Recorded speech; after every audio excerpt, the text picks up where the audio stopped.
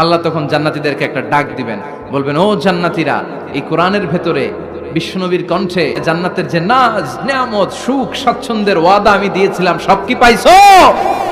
জান্নাতীরা বলবে, সব পাইছি। একজন হাত তুলে বলবে, আল্লাহ একটা বাকি আছে। আল্লাহ বলে, কি পাস নাই? কয়, আল্লাহ আমনেরে পাই নাই। যে এই নাজ নিয়ামতের ব্যবস্থা আমাদেরকে করে দিল, ওই আল্লাহরই তো পেলাম না। আল্লাহ বলেন, উজুহু ইয়াউমাইযিন নাযিরা ইলা রাব্বিহা নাযিরা। সেদিন মানুষগুলো আমার দিকে এরকম পাগলের মতো তাকিয়ে থাকবে। আমি আমার সৌন্দর্যের আলোকচ্ছটা সেদিন আর গোপন রাখবো না, জান্নাতীদের কাছে আমি আমার সব প্রকাশ করে দেব। আল্লাহ পর্দার পেছন থেকে তার নূরের সৌন্দর্য সেদিন প্রকাশ করে দেবে।